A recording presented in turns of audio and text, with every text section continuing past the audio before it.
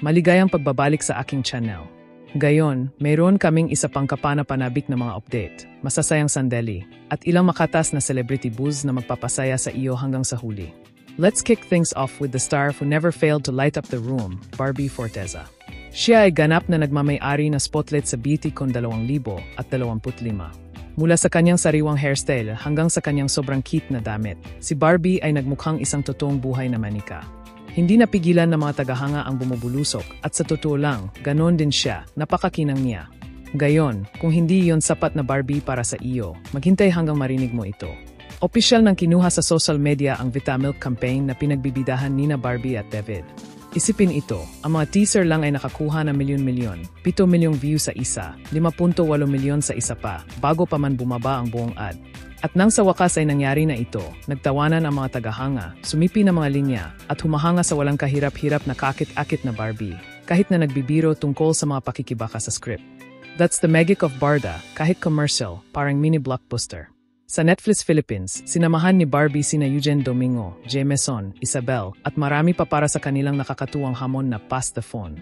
Barbie looked stunning, Eugene dropped savage lines, and the whole thing hyped everyone up for Contrabida Academy, premiering this September 11. Kung si Eugene mismo ang nagsabing manood kayo, alam mo na dapat itong panoorin. Pero teka, mga tagahanga ni David Licoco, makinig kayong mabuti. May promo na taho story na maaring subukan lang ang iyong dedikasyon. Ang bawat pagbili ay nagbibigay sa iyo ng selyo, at ang pagkolekta ng sapat ay makakapuntos sa iyo ng limited edition na mga photo card, at kahit isang pinirmahang jersey sa FIBA 3x3 meet and greet ngayong Nobyembre. Naman, humigit kumulang 46 taho ka pang kailangan para maklaim ang eksklusibong jersey na iyon, ngunit para sa mga die-hard fan, sulit na sulit.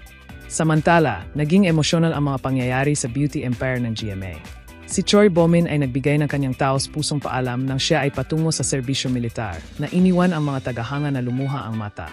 Ang kanyang goodbye message sa cast at crew ay nagpakita kung gaano niya pinahahalagahan ang proyekto. Gayunpaman, nagpapatuloy ang drama kasama si Barbie at ang iba pa ay naghahatid na makapangyarihang mga pagtatanghal sa bawat bagong eksena.